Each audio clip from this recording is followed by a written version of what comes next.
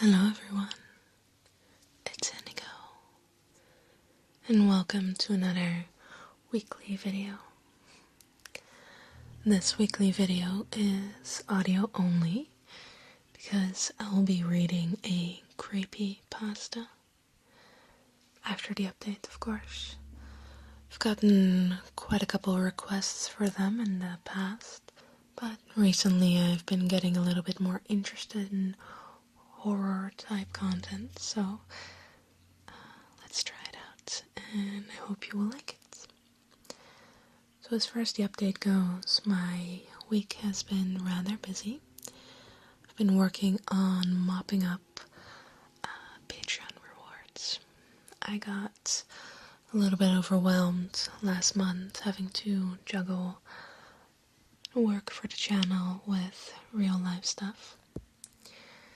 Regarding the real life stuff, I am currently under NDA, which sounds very dramatic, but it just means that I'm not allowed to share any information regarding the case with anyone, ever.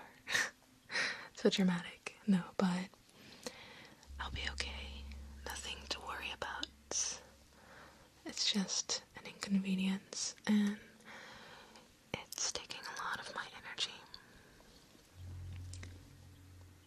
But let's get into the story since there's no dad report this week. Or at least I didn't get one. Okay. So we will be reading A Tall Stranger in the Trees. This is a creepypasta, like I said, and I wasn't able to find the original author, but I will link the story down below. I did my research, and the story falls under certain laws that allow it to be narrated and shared on different platforms. So get cozy, maybe get a hot cup of tea, wrap yourself in some blankets, close your eyes and just listen. A tall stranger in the trees. Some people say he's a myth, an urban legend, a made-up story meant to scare people. However, I have seen him.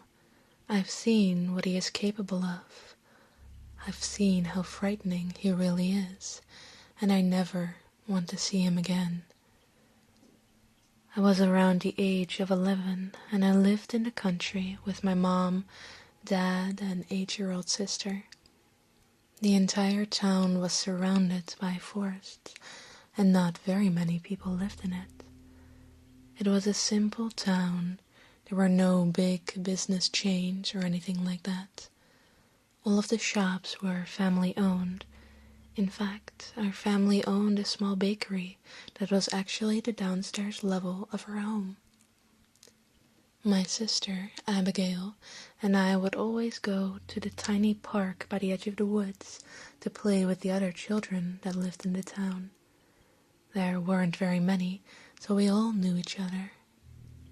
Sometimes my sister would go to the park by herself while I did my homework. One day she came into my room while I was working on some math problems. "Sarah," she said to me excitedly, "I met someone new in the park. You should come meet him." I turned to her with a smile. "I can't, Abby," I said. "Mom said I couldn't go out and play until my homework was finished and my room clean." "But he's not going to be there all day," said Abby. "He's probably already gone." "I'm sure he'll come play another day," I said, turning back to my work. "I'll meet him next time." I had quite a bit of homework for the next couple of days. Abby would always try to get me to play in the park with her and her new friend, who she didn't seem to know the name of, but I was too busy. Finally, it was Saturday, and I didn't have anything to do. We went to the park together and played on the seesaw. "Where's your new friend?" I asked her. "I guess he's not here yet," she replied. I was beginning to wonder if this friend was imaginary. After about 15 minutes, a younger kid came up to us and tugged on Abby's sleeves. "Abby," he said, "the tall stranger is back. Let's go play with him." Abby hopped off the seesaw and urged me to follow. I felt uneasy at hearing the boy call his friend the tall stranger. All the same, my curiosity was too great, and I followed. All of the children headed into the forest and gathered around a dark tree. I stood by my sister and gasped, seeing that it wasn't a tree at all, but an unnaturally tall man. He had to be 8 or 9 feet tall, and he was so thin I thought the wind was going to blow him away. He was wearing a black business suit, and his arms were too long to be proportional. I squinted, trying to see his chalk-white face, but for some reason I couldn't make it out. It was as if there was no face at all. Something about the man unnerved me. Part of me was enticed to come closer, but the other part of me was screaming and telling me to run far away. There was a faint ringing in my ears. The children circled around him. For whatever reason, they were more drawn to him than I was. I wondered if it had anything to do with the fact that I was older than all of them by a few years. They reached up to him, touching his thin, bony white hands. Abby was trying to push through the other kids so that she could touch the man as well. I looked at her face. Her eyes seemed almost hypnotized, as if the man's presence was luring her into some kind of trap. I looked back up to the man and gasped, seeing now multiple tentacle-like arms coming from him, reaching slowly to the children. They cooed softly, reaching their hands up excitedly. The ringing in my ears was now painfully loud. I screamed and covered them, and I felt dazed. My mind was foggy and my vision was blurred. Abby was still trying to get closer to the man, but without thinking, I grabbed her hand and ran as quickly out of the woods as I could. I didn't even look back. Once back in the park, Abby yanked her arm away from me, practically sobbing. "Why did you do that?" she yelled. "I wanted to play with the tall stranger."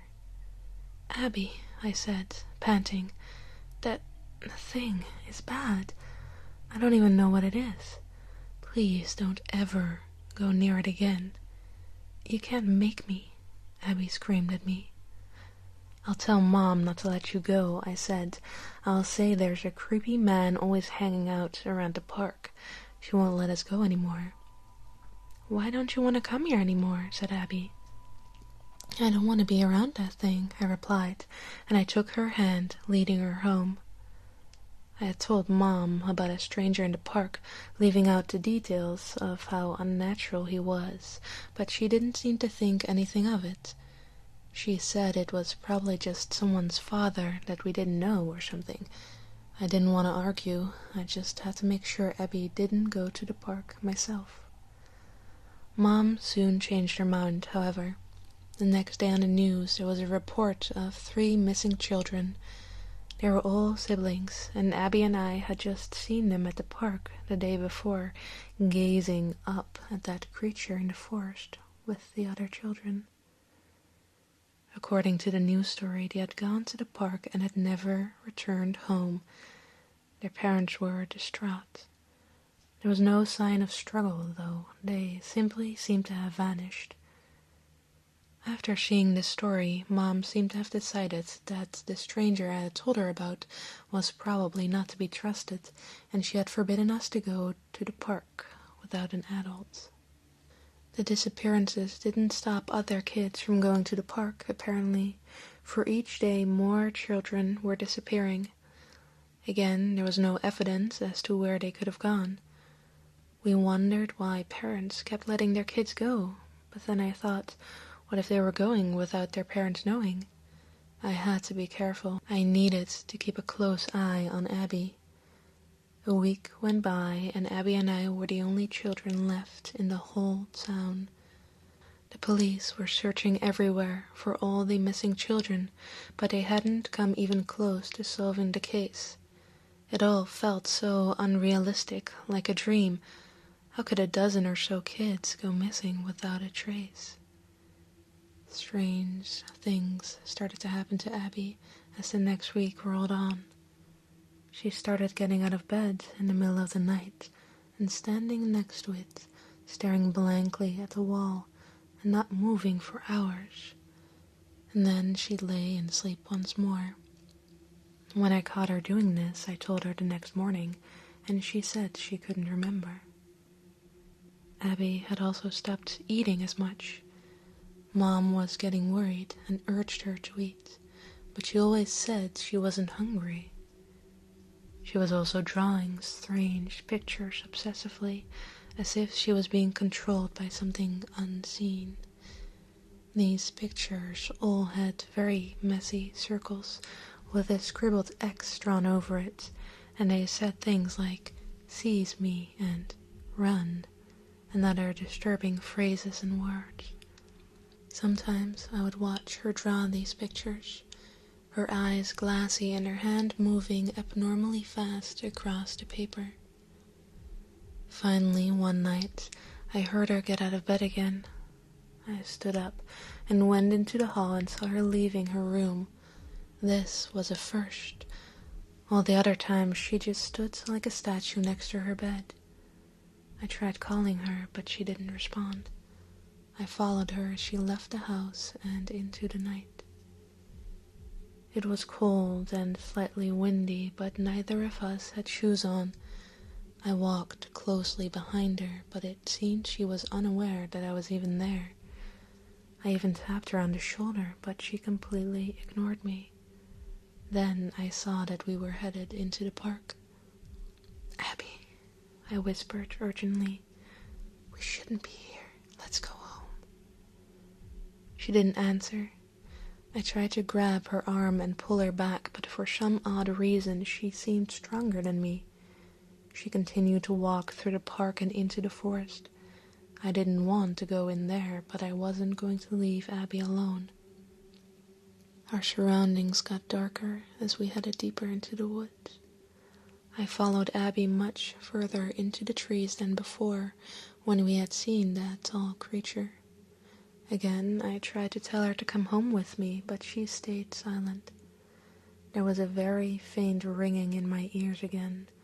Further and further we walked, until finally we came to an area where the trees were less dense and was lit by moonlight. Abby stopped walking. I stood next to her, hugging her arm and urging her to turn around. The ringing in my ears started growing louder and my head began to hurt. I closed my eyes, holding my head in pain as the high-pitched whine became too loud to withstand. Suddenly, it stopped. I opened my eyes, looking up slowly. I wanted to scream, but no sound came out. He was standing right in front of me, towering above me like some kind of living tree. I looked to Abby and saw her staring up at him, her eyes blank as if she was in a trance. "Abby," I gasped, but my voice was hoarse. "Please, let's go. Run." Still, she didn't move. I grabbed her shoulders and shook her. "Abby." She slowly tilted her head to the side, staring at me. It was eerie, the look she was giving me. Still, she remained silent. Just then, I saw a thin, tentacle-like hand wrap around Abby's throat, and she was ripped out of my grasp. I screamed, watching as she was lifted into the air. I wanted to run, but my legs wouldn't move and I couldn't look away. Abby was struggling, choking from the man's grip. He seemed to be staring at her with this non-existent face. A fierce wind blew through the trees for a mere second, and then everything was still and silent, almost too silent. Abby was limp, her head hanging down, and I couldn't see her face. The man slowly set her down on the forest floor and she stood next to him, seeming to be conscious. I wanted to approach her, but I was still glued to the spot. Nothing prepared me for what happened next. Abby slowly lifted her head and stared at me. I gasped, horrified at her face. Her skin was pallid and clammy looking, and her eyes were sunken in and blank, sleepless shadows beneath her eyelids. Then she began to cry blood. She wasn't sobbing or even moving in any way. She stood there, unblinking, blood running from her eyes and down her cheeks. I felt like I was going to be sick. I was suddenly aware of many glowing eyes watching us, and I saw the shadows of children in the distance. They disappeared as soon as I had noticed them. I looked back to Abby and saw her body fading into darkness, becoming nothing but a silhouette of her former self. And then she was gone. I felt tears running down my face, but I couldn't move a muscle or make a sound. I stared up at the tall, no-faced man, and he began to walk away, finally disappearing into the trees. I stood there for maybe an hour before I was able to move. I fell to my knees and sobbed, continuously looking around to see if Abby would come back. I called out for her, but I knew she was gone. I lay on the wet and leafy ground, shivering and crying. Hours later, a group of policemen had found me in the forest. Teen Mom had called the police when she noticed Abby and I weren't in our beds. The man had to lift me off the ground and carry me home. When we got to my house, they questioned me about my sister and where she had gone. The man, I said softly. A tall, slender man in a black suit took her and the other children away. Can you describe the man? Said one of the policemen. He was as tall as a tree and skinnier than me, I explained, shaking from the memory of the creature. His skin was white, his arms were too long, and he had no face. At one point he had more than 2 arms, but they looked like tentacles. The policemen looked at each other, and I wasn't sure if they believed me or not. Shortly after the incident, Mom started packing up the house. The police still searched for Abby and the other missing children, but they still found nothing. We ended up moving very far away from that town and into the city. She hoped it would be safer. I still don't know if anyone believed me about the slender man. Years had gone by and I was in college. I moved away from my home and got an apartment of my own. I never told her, but I had continued to see the slender man periodically. I saw him outside in the streets at night, and I even saw him outside my house a few times. Sometimes I had the strangest feeling that he was in my room when I was asleep, watching me. I knew I couldn't run from it, but I didn't want Mom around. I never knew what he wanted. All I knew is that I didn't want him around anymore. Finally, my sightings of him decreased in number. I can't explain why or how, but I was relieved. However, it didn't chase away the nightmares I had every night. Always the same, my sister's bloody face fading into the darkness. Some say he's a myth, an urban legend, just a story. Some say he eats the children he abducts, and others say he simply kills them. Only I know the truth. Many people claim to have seen him, but I know they haven't. The slender man doesn't eat children. From what I saw, I can't exactly explain what he does with them. It almost seems like he steals their souls and steals them away in some other dimension, and I witnessed it. People ask me if I've heard of the slender man. You know what I say? No.